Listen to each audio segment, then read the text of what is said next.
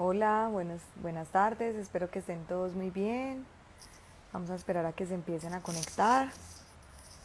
Hoy vamos a tener un live sobre el duelo en los niños y en los adolescentes.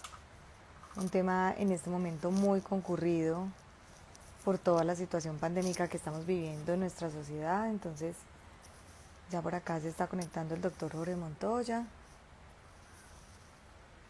Vamos a invitarlo.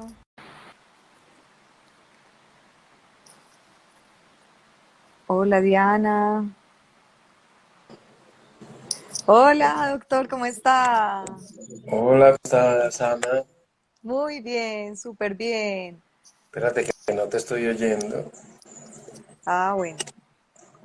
No te estoy oyendo nada. Espérate, yo me Nada. pongo los audífonos porque se oye súper bajito y estoy cargando el celular, entonces menos oigo. Ah, bueno, listo. Pues me oyes, pero muy pasito. Se oye muy poquitico, no sé cuál será el rollo. Espérate, que tengo que desenchufarlo.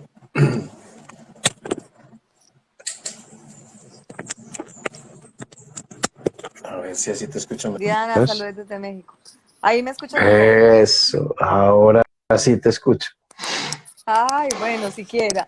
Sí, porque esto de la tecnología uno no sabe sino hasta último minuto qué está pasando. Cierto, cierto. Diana nos saluda desde México. Por acá se están empezando a Sí. conectar. Bienvenidos todos.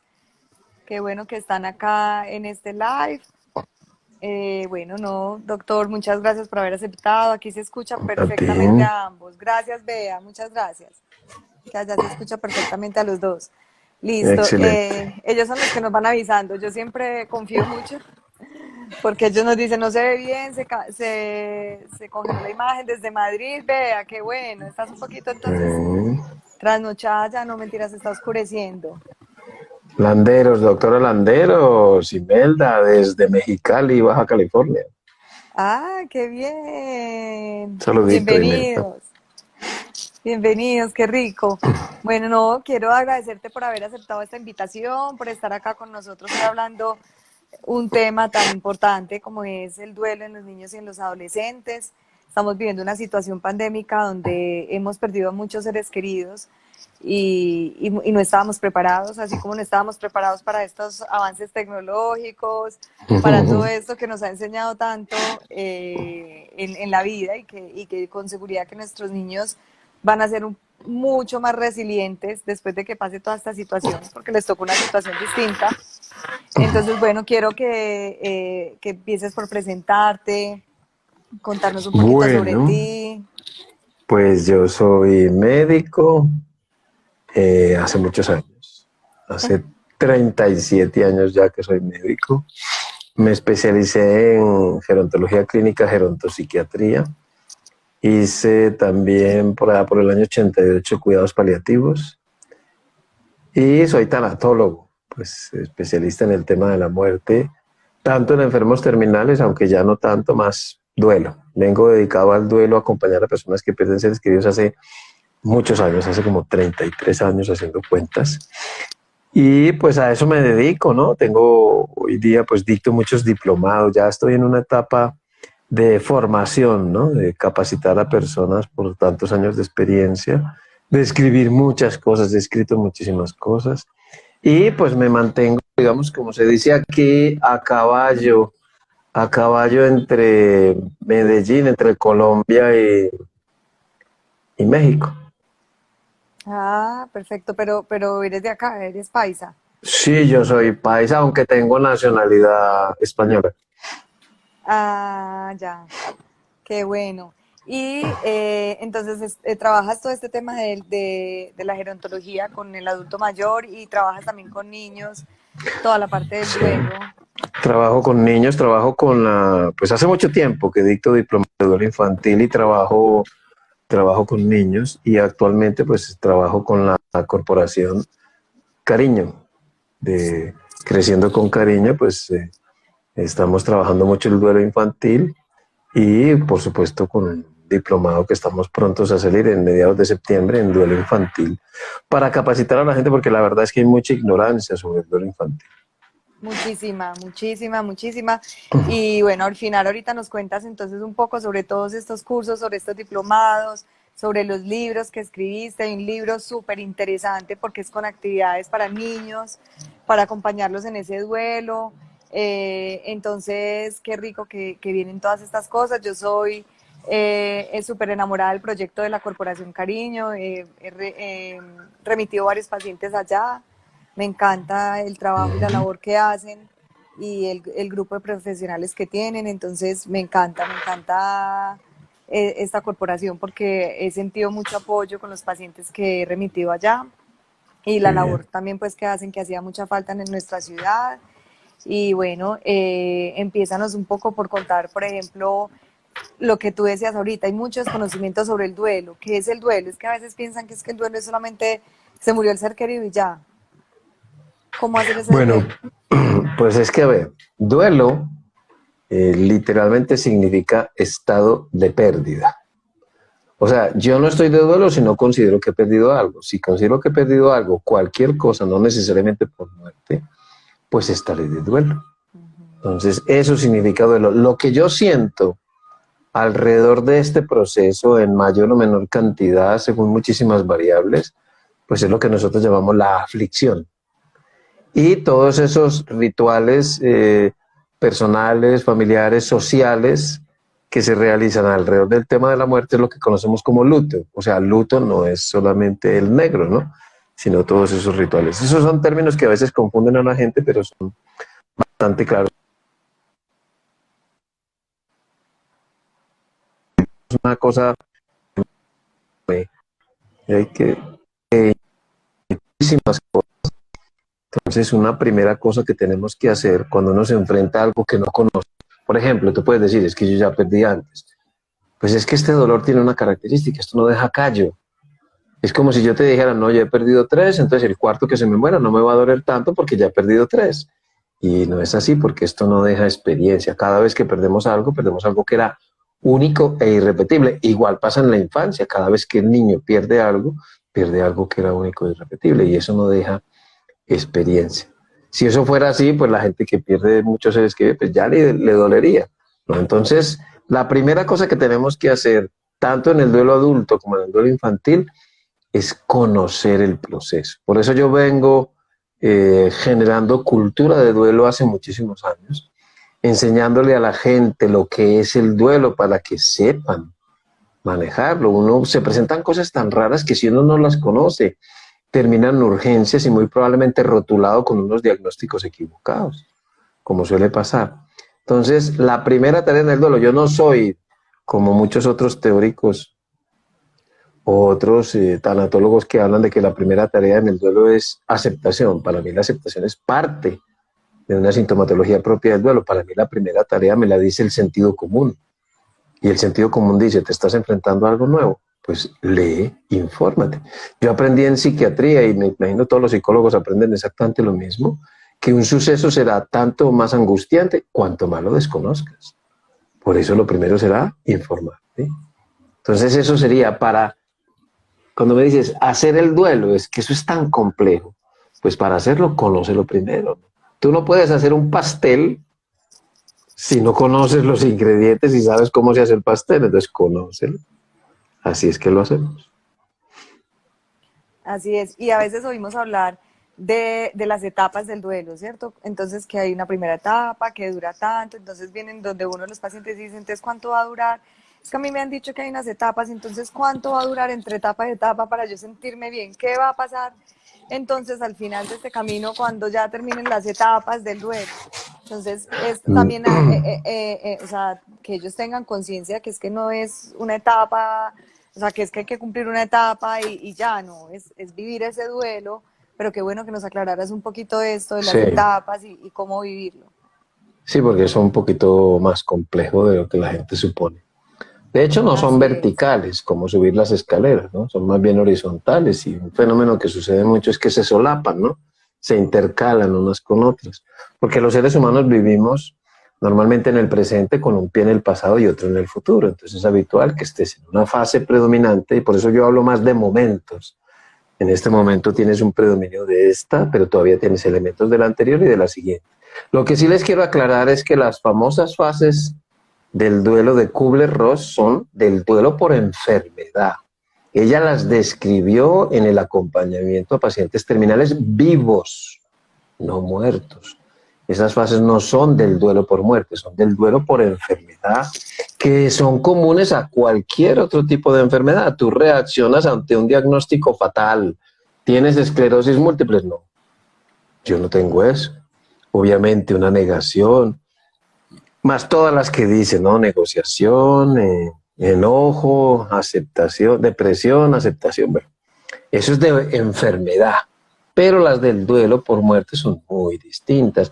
La primera fase del duelo, por supuesto, es la fase de aflicción aguda, que tiene todas las características de un estado de shock, con una serie de características que hay que conocer, que son propias de una situación de crisis. Cuando la gente ya se está yendo y tú te empiezas a decir, esto como que sí es verdad, mi familiar como que sí se murió, empiezas a ser más consciente de que esto es de verdad. Se llama la fase de conciencia de pérdida. Cuando definitivamente dices, sí, sí se murió, todas las señales lo muestran, empiezas a entrar en una fase que es muy parecida a una depresión, que se llama la fase de conservación o aislamiento. Es prácticamente idéntica. Con esas pruebas psicométricas, pues es difícil diferenciar una cosa de la otra.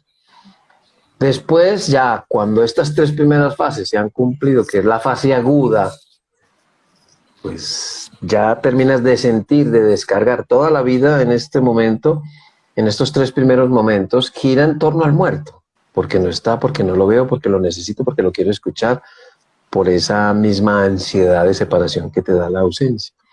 Cuando ya definitivamente ya no esperas nada, ya no buscas, cuando definitivamente dices, voy a empezar empieza lo que conocemos como la fase crónica del duelo, con esa fase de cicatrización y posteriormente con la fase de renovación. Cuando pregunta la gente, dice, bueno, ¿y cuánto dura esto? Es que eso depende.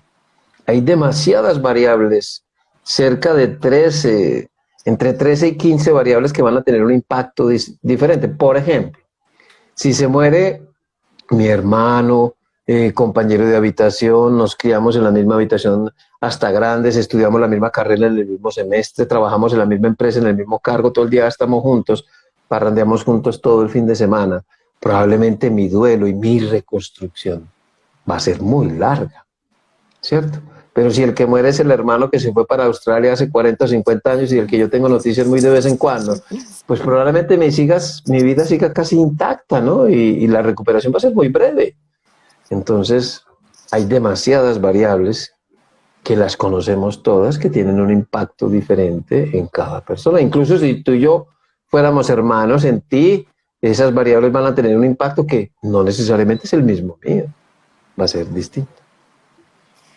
Y también pasa muchas veces que los duelos también, las variables también implican, por ejemplo, si es duelo por separación de los papás, si es duelo porque el niño le tocó ver que su papá o su mamá o su abuelita se suicidaron en frente de su hermano, o si es un duelo que acompañó durante toda la enfermedad, una enfermedad terminal y bueno, y se murió, o si es un duelo inesperado, un accidente de tránsito. O sea, cada uno de esos duelos, cada una de esas muertes o de esas despedidas implica un duelo diferente.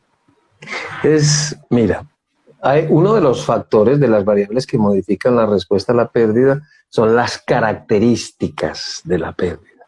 Y las dividimos en dos: pérdidas súbitas, inesperadas, un accidente, un homicidio, un suicidio, una enfermedad aguda, un infarto. Se diferencian de las muertes que son anticipadas, que de alguna manera avisan por una enfermedad neurodegenerativa, un cáncer, una enfermedad hepática, renal, pulmonar, cardíaca, etcétera, etcétera. Tradicionalmente la gente cree que las muertes súbitas son más dolorosas que las anticipadas, y eso es muy difícil saberlo porque sabemos hace mucho, por supuesto, que la experiencia del dolor es subjetiva, entonces es difícil saber qué duele más o qué duele menos. Lo que sí sabemos con certeza es que las muertes súbitas o las pérdidas súbitas producen un mayor estado de shock emocional, mayor aturdimiento, mayor confusión inicial que una muerte o una pérdida que fue pues anticipada, porque bueno, no es lo mismo una separación que ya el niño veía el distanciamiento, las discusiones, que ya habían hablado con el niño, que a lo mejor lo separamos, que al día siguiente decirle es que el papá ya no vuelve por aquí. ¿Ves? La subitanidad versus la cronicidad. Obviamente eso tiene un impacto. Pero fíjate, a mí me pueden pellizcar, me pueden arrancar, me pueden cortar, me pueden morder, me pueden quemar. Las heridas son distintas, pero el proceso de cicatrización es esencialmente el mismo. O sea, los duelos tienen cosas muy en común. Cada pérdida le añade unas características especiales, ¿no? Pero el proceso es esencialmente el mismo. Exacto, dicen, no, es que cuando se muere, listo, ya se murió y pues se hace uno la idea de que ya se fue, pero cuando es un duelo por pérdida afectiva, amorosa, eh, lo siguen viendo a la persona, siguen sabiendo sobre esa persona, si vive, si muere, si está con otra pareja, pues porque también las redes sociales, los amigos en común, pues por muchos motivos. Entonces, que es mucho más doloroso ver pues este duelo, elaborar este duelo, pero ya nos aclaras con esto del No, dolor. y hay gente que dice, a mí me gustaría tenerlo aunque no fuera conmigo, y otros que dicen, prefiero tenerlo muerto. O sea, que eso no es pues tan definitivo, ¿no? Así es. Bueno, y con esto, de este tema pues que nos compete hoy con los niños y con los adolescentes, el manejo que se le da, pues o qué estrategias, qué herramientas sugieres para estos niños, para estos adolescentes que ahora están perdiendo tantos familiares, que están viviendo como en esa situación crítica del país, no del país, solamente del mundo, por esta situación pandémica, cómo acompañar a los niños en estos duelos, porque es que además de eso también, entonces niños que tienen, fuera de eso el tío que se murió por COVID, pero la abuelita que venía enferma de cáncer, pero el papá y la mamá que se separaron por las discusiones familiares, entonces nos estamos encontrando con pacientes que no solamente están atravesando por un solo duelo, sino dos, tres duelos al mismo tiempo. Pues mira, las pérdidas afectivas en la infancia ocurren en un contexto de muy pobres habilidades cognitivas y sociales. Es decir, los niños tienen muy reducidos los recursos para defenderse de las tragedias que tienen que vivir. No es eso de que pobrecito, que pobrecito no, porque es que no se dan cuenta y ellos se recuperan, son muy resilientes. No, señor, eso es un concepto totalmente equivocado. No tienen recursos. De hecho, fíjense que las pérdidas en sí no son tan traumáticas como puede serlo el hecho de que quienes rodeamos a los niños no sepamos hacerlo. Eso sí que le hace daño si no conocemos de duelo infantil. Por eso siempre y más en la infancia, porque el daño puede ser muy grave. Por ejemplo, la gente dice que el peor de los duelos es perder un hijo. Pues ese no es el peor de los duelos. El peor de los duelos es que un hijo pierda a uno de sus cuidadores primarios en la infancia. Porque bueno, nosotros como adultos nos va a doler mucho, pero nos vamos a recuperar mal que bien, pero nos vamos a recuperar porque disponemos de recursos para hacerlo. Un niño no, y el daño puede ser tan grave que sabemos que los niños sometidos a estrés crónico, incluyendo por el duelo, por la pérdida de sus seres queridos, tienen o se generan amígdalas más pequeñas, hipocampos más pequeños, y hay un recorte en los telómeros, que es decir, viven menos años. En resumen, el daño estructural al cerebro se puede dar en la infancia, en el estrés crónico. Un adulto no, porque ya le creció el cerebro, ya no se va a afectar. Y el daño puede ser, además, también muy grave por el hecho, por ejemplo, de que si un niño considera que no tiene herramientas para defenderse de esa pérdida, lo que hace es congelarla. La guarda como en un congelador, como cuando guardamos un plato que preparamos y lo metemos en el congelador. Y ahí se queda, años. Hay una película actual de este año, muy dramática, que ilustra perfectamente un duelo congelado en la infancia, que se llama Vidas de Papel, que está en Netflix, Está en Netflix, sí, yo la he está en visto. Netflix, es una super película muy trágica de un muchacho que fue abandonado por su madre y congeló todo ese fenómeno, ¿no? Entonces, ojo, recuerden, los niños, las pérdidas en la infancia ocurren en un contexto de muy pobres habilidades. No tienen casi recursos internos. ¿Qué recursos internos tiene un niño? Pues tiene la regresión, la irritabilidad, los trastornos conductuales, los trastornos de la conducta alimentaria, los trastornos del sueño y la inquietud, moverse. No tiene más.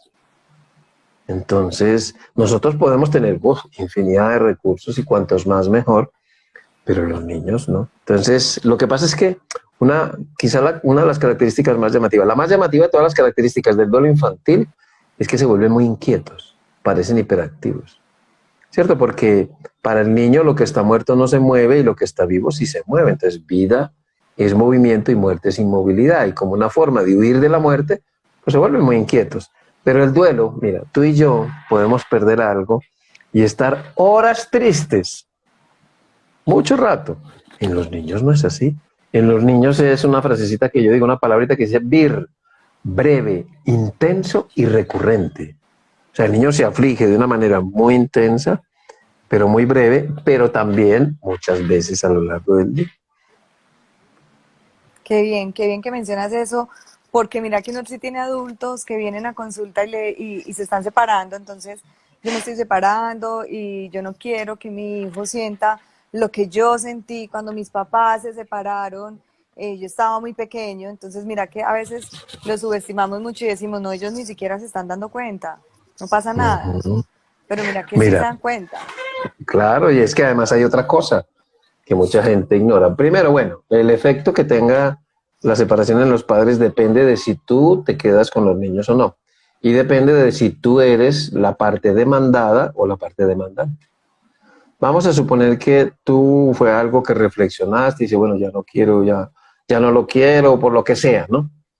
Entonces, digamos que esa comunicación que tú le des al niño va a ser diferente a si tú eres la parte demandada y te la piden y te dicen, bueno, yo no te quiero, ya me quiero separar.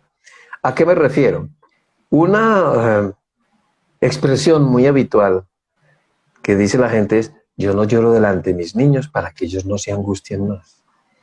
Como si la comunicación fuese solamente en un sentido. Nosotros nos comunicamos a 3 niveles: verbal, que son las palabras; no verbal, que son los gestos, el movimiento de la cara, de las cejas, de los ojos, de la cabeza, de las manos, etc. Y paraverbalmente, que es el tono con que hablamos y la velocidad con que hablamos. Pues resulta que lo que decimos con palabras solo es el 7%. El 93% de lo que decimos no lo decimos con palabras, lo decimos con los gestos, la expresión de los ojos y el tono y la velocidad con que hablamos. O sea, una de las cosas que más angustia a cualquier ser humano, y por supuesto a los niños, es que no haya coherencia entre estos 3 niveles de comunicación. Mira, por ejemplo, yo te presento a una persona, bueno, la saluda, hablas con él un ratito y luego te pregunto, ¿qué te pareció? Y tú me dices, no, interesante, pero hay algo que no me gustó, pero no sé qué es. ¿Y sabes qué es? Que no hay coherencia entre lo verbal, lo no verbal y lo paraverbal. Y los niños resulta que son los mayores y mejores expertos en leer la comunicación no verbal. Porque, mira, el ejemplo, acércate a un bebé de 6 meses y le dices, a ver, Jorgito, ¿cómo quieres que te traiga el tetero? ¿Con chocolate, con vainilla, con canela o lo prefieres así con leche solita? ¿Qué te contesta el bebé de 6 meses? Nada, porque no entiende el lenguaje verbal. Pero si tú le pones una cara así bien fea, se pone a llorar porque se asusta. Y si pones la carita de todos los papás y las mamás y los abuelos, pues sonríe, porque nos está leyendo la comunicación no verbal. Entonces, lo mejor que podemos hacer es no mentirles y decirles las cosas en un lenguaje que ellos entiendan, pero hay que ser esperanzadores. ¿En qué sentido? Te pongo un ejemplo. Ay, que es muy malo que los niños nos vean llorando. No, no es malo. Si un niño nos ve llorando, digámosle por qué. Porque por su pensamiento mágico, si no le decimos, por su pensamiento mágico y su egocentrismo, va a creer que es por algo que él generó. Entonces le diremos, no estoy llorando porque extraño mucho al papá.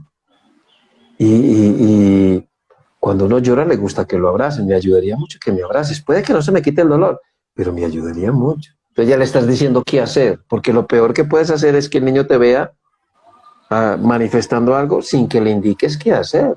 Entonces ya el niño sabe que llorar es bueno y tú aprovechas y haces un poquito de cultura de duelo y le dices, cuando tú tengas ganas de llorar, yo estaré siempre aquí para acompañarte, o cuando tengas alguna síntoma o alguna cosa que sientas que no te, que te esté incomodando, vienes conmigo y lo hablamos. Ya estás haciendo educación y además con aprendizaje vicario, porque te está aprendiendo por imitación. Pero eso no lo hace la gente. Prefiere que no, que yo no lloro delante de ellos. Eso que acabas de mencionar reitera un poco lo que yo les digo a los padres y me alegra escucharlo, porque yo les digo, si les estamos enseñando las emociones, cómo funcionan las emociones, y tú te estás escondiendo para llorar, ¿qué aprendizaje va a tener? O sea, Que se esconda, que se esconda. Eso es lo que le estás enseñando. Exacto. Yo le dije, se vale llorar, pero no que te vean 3 días seguidos llorando, que no comas, que estás sin dormir y llore, y llore, y llore. Se vale llorar y explicarle por qué estás llorando. Se vale estar también alegre y explicar por qué estás alegre. Se vale que extrañar a ese papá o a esa mamá cuando se separan, si se quedan con uno de los dos, y se vale decirles, yo también extraño a tu papá, yo también extraño dormir con él, que esté en la casa, porque esa es la forma como ellos aprenden también de las emociones. Pero no les pongas límites. Es decir, ¿quién dijo que llorar 3 días está mal? ¿Quién es el que le pone límites a eso? Si el niño, mira, lo único que se debe evitar es poner a los niños es a las manifestaciones muy dramáticas. Por ejemplo, la que se tira en el suelo, empieza a convulsionar, se empieza a gritar, se jala los pelos, la rompe la ropa, etcétera, etcétera. Pero si un niño ve eso, tenemos que irnos con él aparte y decirle, mira mi amor, a veces cuando la gente está muy, muy, muy, los tres muy siempre se deben relacionar cuando hablamos de cosas tristes y muerte con los niños. Cuando la gente está muy, muy, muy angustiada, a veces le pasa eso. Pero ni a ti ni a mí nos va a pasar, y a ella tampoco. Ya en un rato verás que va a estar bien. Ah, bueno, bueno, papá. Entonces se tranquiliza. Pero no Y es cuando son más lo peor. grandecitos. Y cuando son más grandecitos, pues le tienes que explicar igual, ¿no? Porque les va a dar miedo a lo mejor que se te pase a ti. O O a ellos. terminan, los más grandecitos terminan antes cogiendo a la mamá o al papá y acompañándolos si están solos y no hay otra persona ahí que haga ese redireccionamiento. Lo más importante Así es que es. cuando ya se conecten y ya pase ese episodio también se explique, para que ellos también vayan entendiendo y eso les quede claro. Claro, así es. Bueno, y en los adolescentes, a veces ellos, pues lo que tú decías, los niños no tienen forma de expresar porque pues a través del movimiento, porque el movimiento para ellos es vida, entonces a través del movimiento, pero por ejemplo los adolescentes que sí tienen ya un lenguaje más fluido, que se entienden y que dicen, bueno, a mí no me vengas con ese cuentico, se separaron porque ustedes estaban peleando y ya, o yo sabía que mi abuelita estaba enferma, yo sabía que mi papá estaba enfermo, entonces con ellos el acompañamiento es más, digamos, se puede con un lenguaje más fluido, se puede con un lenguaje más asertivo, porque pues ya entienden y comprenden, aunque también les está dando duro. ¿Cómo es ese acompañamiento con los adolescentes? Bueno, el concepto de muerte, en particular si es por muerte, se adquiere alrededor de los 12 a 14 años. O sea, los adolescentes generalmente ya tienen comprensión del modelo adulto sobre el tema de la muerte. Y sobre la separación, pues son muy observadores, pero están en una edad fronteriza, ¿no? En que tienen un recurso muy bueno. Cuando quieren pueden portarse como niños, pero cuando quieren también pueden portarse como adultos. Entonces juegan, ¿no? Dependiendo del nivel de angustia y de las circunstancias, van a optar por una u otra cosa. Pero es difícil hablar con los adolescentes, ¿no? Entonces, te pongo un ejemplo. Hace mucho tiempo llegó un adolescente, ya no me acuerdo por qué. El caso es que Yo siempre he dicho, y así cuando mis hijos estaban adolescentes también pasó lo mismo, al adolescente le arrancan el diccionario, solo le quedan 2 palabras, bien y normal, ¿sí o no? Sí, ¿Cómo sí. estás? Bien. ¿Y cómo te fue en el colegio? Normal. Y no más. Entonces yo investigué, metiéndomele por aquí, por allá, que por los deportes, y nada, hasta que le dije, ¿qué música te gusta? Me dijo, el rap.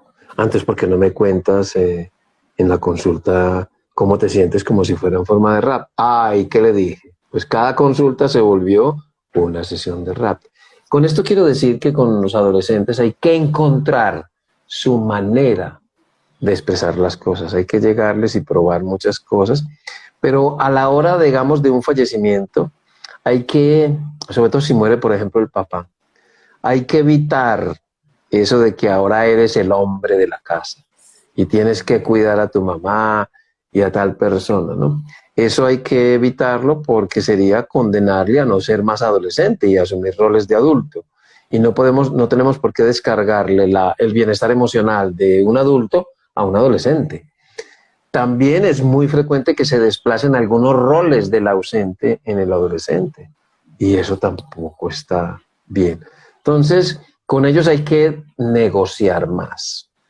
Mira, van a pasar esto, ¿tú qué opinas? Queremos hacer estos cambios, nos queremos ir de la casa, ¿tú qué opinas? ¿Quieres participar en los rituales? Hay que preguntarle mucho y hacerle eh, partícipe siempre de cualquier cambio de decisión. Obviamente ellos saben un poquito más de si es por muerte, de las causas de la muerte, investigan. También hay que estar vigilantes a ciertas conductas, ¿no? Porque les puede golpear mucho y abandonar ciertas actividades o hobbies que les gustabas o regalar ciertas cosas, empiezan a regalar cosas y ahí sí es preocupante, ¿no? Porque hay signos de alarma que nos pueden orientar hacia... Recordemos que están en una edad donde la inmortalidad juega un papel muy importante, ¿no?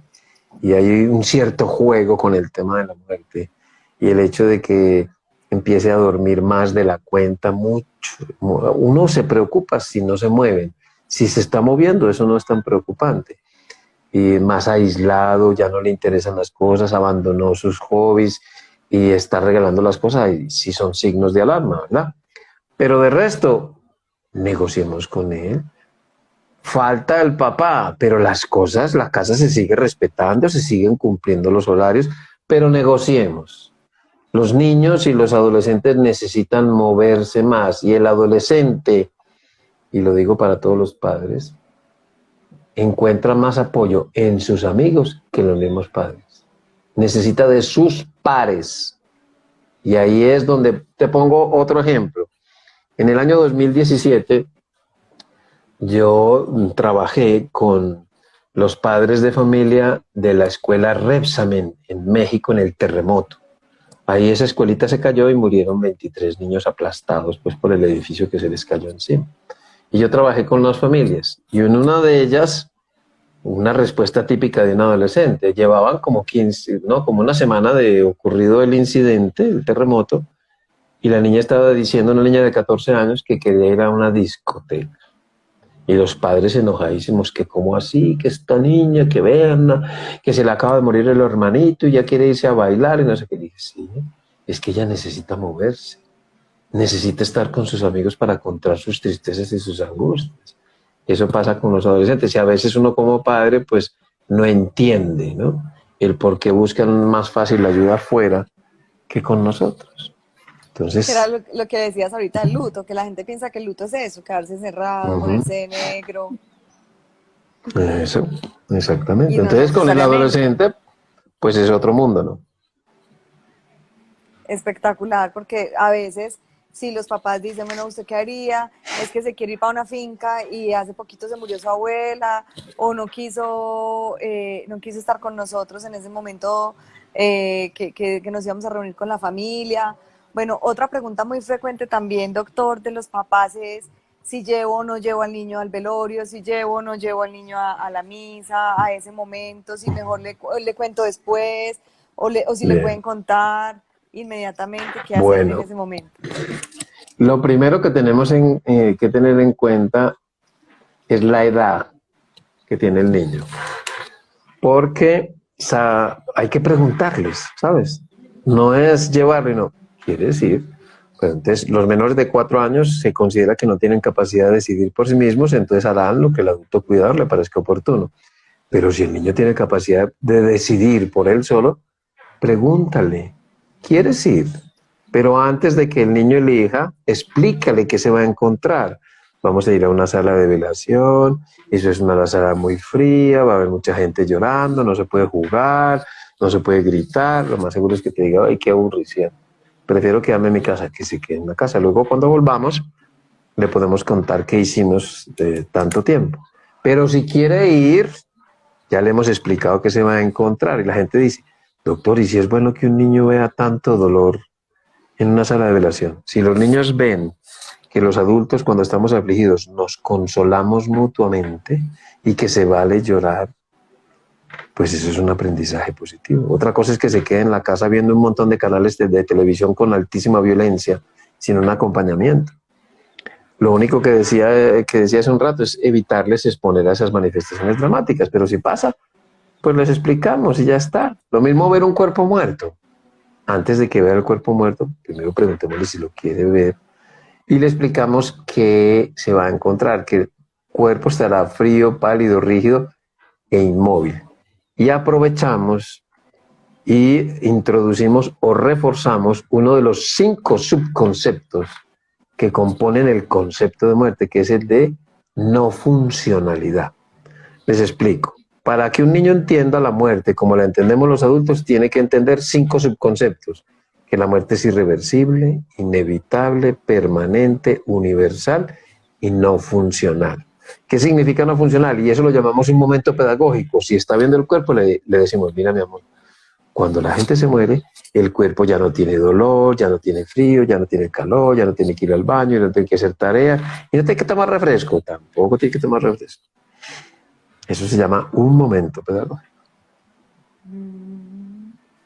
Súper. Y cuando, por ejemplo, le dicen a los niños, no, es que el papá, el tío, la mamá se convirtió en un angelito que nos va a estar cuidando y puedo ver el angelito, sí, el angelito está en el cielo, o sea, eso está bien, o demasiada fantasía, o qué decirle a esos papás. ¿Sí? Eso, recuerden que los adultos tenemos el papel de continuadores de las creencias familiares, ¿no? Somos los herederos, los que heredamos las creencias familiares. Si eso es acorde con las creencias personales, no hay ningún problema. ¿De acuerdo? Pero si no, el niño se va a dar cuenta por esa incoherencia entre lo verbal, lo no verbal y lo paraverbal. Lo que más se usa entre nosotros es que está en el cielo. Y eso no le genera ningún conflicto a los niños, eso no lo va a traumatizar. Lo único es que tenemos que tener en cuenta es que por la forma concreta de los niños pensar el cielo es como un lugar como cualquier otro, ¿no? Al que se puede ir y al que se puede volver. Y está el clásico ejemplo de que se fue para el cielo, entonces el niño va en avión y entonces se pasa todo el viaje mirando por la ventanilla a ver si ve el ser querido. Una vez se bajó un niño, me contó un papá, muy angustiado, llorando mucho, que no había visto al abuelito y el papá no sabía qué hacer hasta que le dijo muy sabiamente, no, mi amor, mire, es que el avión iba por aquí bajito y el familiar estaba mucho más arriba, por eso fue que no lo vimos. Ah, bueno. Pero vuelvo y repito, que sea acorde a las creencias. Si para las personas, la gente que se muere se convierte en un angelito, dígale eso. Si no, no le diga mentiras. Le puedes decir al niño, no sé, vamos a buscar ayuda. Hay que ser esperanzadores. Si yo no tengo la respuesta, no la sé, pero vamos a buscar quién nos puede ayudar a encontrar la respuesta. Así es. Sí, porque encuentra uno todas esas historias y uno les dice a los papás, pues, si tú lo crees así, pues está bien que le diga, pero uno sí se queda como con la incertidumbre porque, pues, es mentirles, o como un caso de una niña que se quedaba mucho rato en la ventana esperando a que el angelito apareciera, porque es un angelito que está ahí, que nos está mirando todo el tiempo, pero a la vez decía, pero si yo nunca he visto ángeles, o si yo le rezo al ángel de la guarda, que no lo veo, entonces ¿cómo va a hacer para ver a mi tía? ¿Cómo va a hacer para ver a mi mamá? Entonces ahí me has hecho acordar, cosas que uno dice. Me has hecho acordar eso de que tu papá está en el cielo y te está vigilando, y te está cuidando y te está vigilando. Entonces no puedo hacer ninguna travesura, porque mi papá me está vigilando, entonces le coarta su libertad, y ya no podrá hacer ninguna libertad, ninguna travesura porque el papá lo está mirando. Eso no. Mira, que está dormido, le dicen al niño. Ah, sí, Y sí. por la noche, bueno, nos vamos a dormir. Y el niño, ¿cómo así que eso no? Entonces, porque el niño ve que la gente cuando se duerme la meten en un hueco y en una cajita y luego en un hueco. Entonces va a pasar un periodo de insomnio. Tampoco es que se vaya a traumatizar mucho. Es que son cosas de Dios. Entonces es un Dios muy malo, porque si ya se llevó a mi papá, también se puede llevar a mi mamá. Y al mes, a los 2 meses, lo queremos llevar a la iglesia, al templo, al lugar de oración, y el niño no quiere entrar, porque allá está el Señor que se lleva a los familiares. De pronto va y se le lleva a otro, o peor, se lo lleva a él y lo separa de su mamá. Así es que Entonces yo Dios pienso que tampoco es buena eso. herramienta. Con ellos la sinceridad, con todo, no solo con el duelo, con todo. Si papá y mamá están mal por algo, si se separaron, que muchas veces tienden a que se separan y entonces el papá o la mamá no ha aparecido en varios días o el fin de semana que le tocaba no apareció. No, pero tu mamá te mandó saludos, tu papá te dijo que ya, que te amaba mucho, te dejó una cartica y corren a hacer la carta. Entonces yo pienso que todo eso es contraproducente, se les devuelve tarde o Claro. temprano porque ellos crecen y se van a dar cuenta que todo eso era mentiras. No, el hecho de que, por ejemplo, se fue de viaje, me abandonó, es lo que piensa el niño. Para el adulto se fue de viaje, para el niño me abandonó. Y si me abandonó es porque yo no soy objeto de amor. Entonces, bueno, ahí le estamos generando otro conflicto. Por ignorancia, por eso te digo, es que se sabe muy poquito del duelo infantil, y pues una de las grandes preocupaciones que he tenido yo, mira, yo ya he dictado ya llevo 4 diplomados de duelo infantil y vamos a empezar otros 2, uno en México y otro aquí con la Corporación Cariño, precisamente porque todo el mundo tiene que saber de duelo infantil, porque el daño puede ser muy, muy, muy, mira, los 3 muy grave. Es verdad. Qué bueno que, bueno, ya se nos está acabando el tiempo, nos quedan 15 minutos. Qué bueno que entonces que nos... Esto era como un abrebocas para que sigamos leyendo, informándonos y como dice el doctor Jorge, es importante que todos estemos enterados. Yo siempre les digo a los papás, estos temas de crianza, todos estos temas que tienen que ver con los niños y con los adolescentes, nos toca a todos, a los papás, a todos, porque a veces se lo dejamos a los pediatras, se lo dejamos a los profes, a los psicólogos, porque ellos son los que acompañan, pero los papás tenemos que estar enterados también de todo esto y saber cómo podemos acompañar de la mejor manera. Entonces, Es bueno, qué que, rico. sí, ¿qué te Sí, iba a decir en respecto a eso que mencionas? Podemos, mira, yo siempre, irónicamente, le digo a los pediatras, tengo una amiga pediatra en México con la que trabajamos, es pediatra intensivista, trabajamos juntos en Baja California. Y le digo, mira, los pediatras están criando niños, pues no gorditos, con peso perfecto, con muy buenos niveles de vitaminas, con buen control de esfínteres, con pañales que no les irritan, sin pañalitis, todo, un montón de cosas, pero emocionalmente muy flojos, porque no les estamos educando ni entrenando en cómo manejar las ausencias, porque es algo que no queremos trabajar. Entonces, tampoco se trata, yo no soy amigo de, como en algunos lugares, de llevar la pedagogía de la muerte a las escuelas. Yo pienso que quizá lo más importante es trabajar el origen del sufrimiento en las pérdidas, que es el apego. Pues ayudémosles, llevemos más bien esa pedagogía del apego, sobre todo que lo diferencien del amor, porque lo que produce problemas en el duelo es la ruptura de los vínculos, no el amor. Entonces enseñémosles a los niños a diferenciar y aportémosles estrategias para que en caso de pérdida puedan hacer algo, pero no llevarles a generarles un poco más de ansiedad con el tema del amor. por acá tenemos una pregunta, que si cuando uno de los dos padres se va, se abandona pues a los hijos, ¿cómo explicarles a los niños que es que el papá y la mamá no los quiere volver a ver? Pues, a ver, vamos a suponer que fuera algo súbito. Es decir, llegó el niño de la escuela y el papá ya no está. Y el papá dejó una carta. No los quiero volver a ver. ¿Cómo le explicamos eso a un niño cuando ni siquiera nosotros entendemos por qué eso pasó? No sé, mi amor, no sé qué pasó.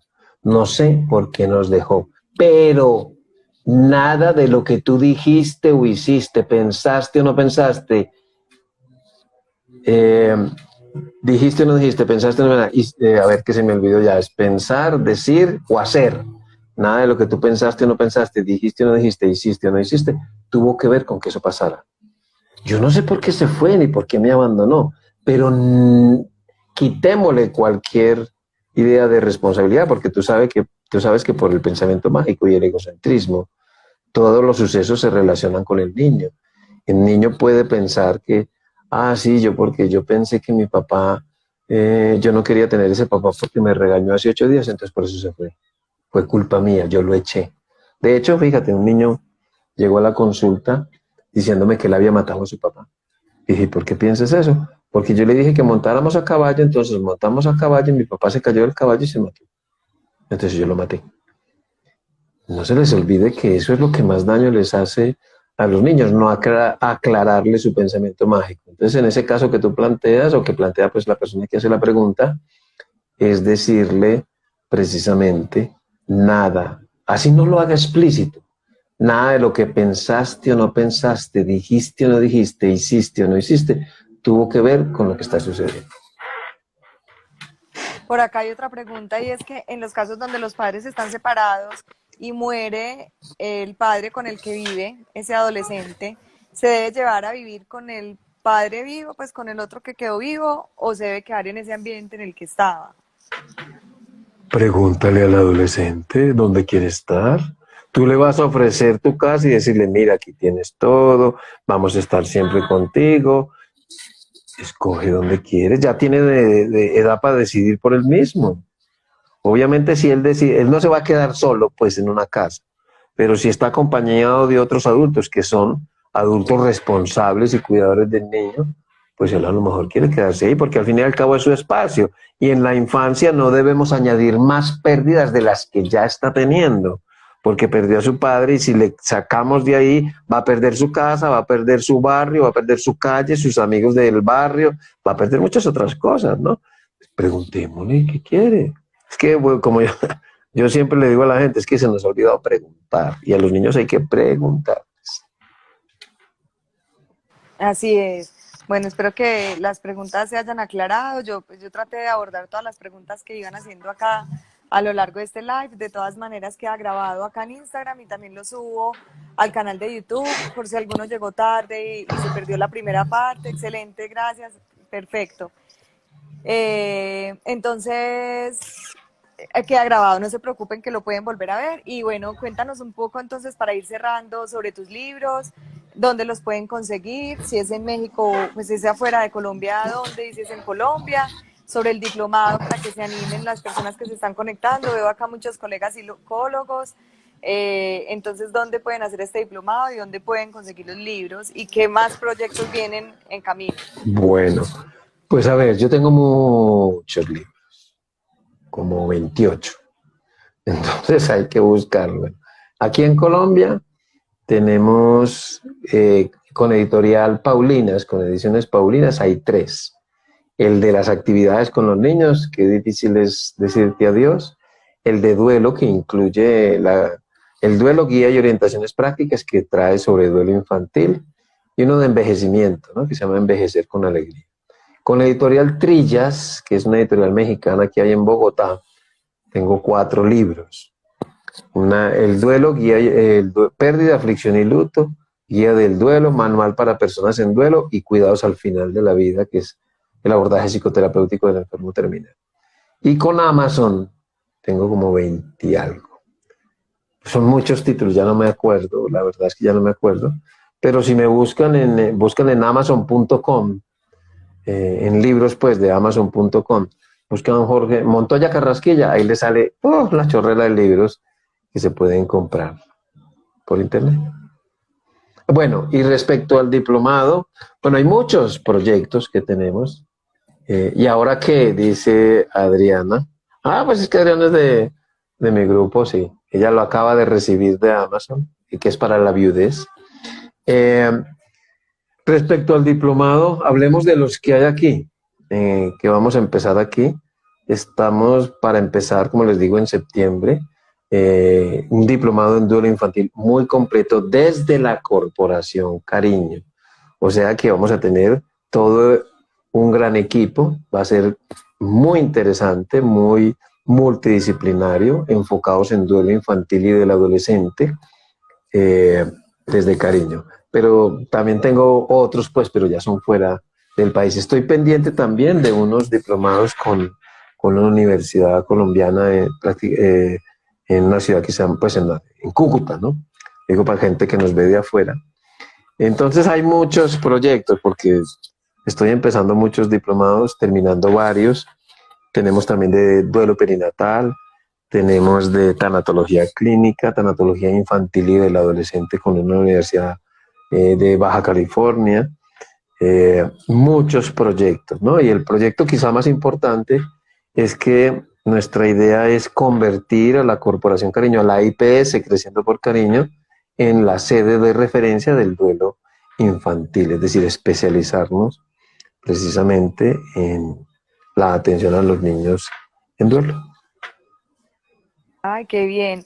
Y ya para los otros internacionales, virtual me imagino, porque hay gente conectada de Sí, España, de todos México, virtuales, todos virtuales. Qué todos bien. virtuales. Y pueden buscar, solicitar información dirigiéndose a la página en Facebook, por ejemplo, de la Corporación Cariño, Corporación Creciendo con Cariño, Corporación del Niño Creciendo con Cariño. Ahí encuentran pues, la dirección y el teléfono para los informes. Perfecto. Bueno, doctor, no quiero darle las gracias por haber participado conmigo en este live. Yo sé que con esto quedamos con un abrebocas súper grande para seguir estudiando y aprendiendo sobre este tema tan Sí, sí, interesante sí. y que las personas que se conectaron también hayan tenido como una claridad sobre todos estos conceptos que manejamos tan cotidianamente y como a veces tan coloquialmente sin tanta profundidad como nos lo acaba de explicar. Y me gusta mucho que cerrar los lives con una frase que se les quede a cada una de estas personas que hoy participaron en este live, como un abrebocas de seguir aprendiendo más.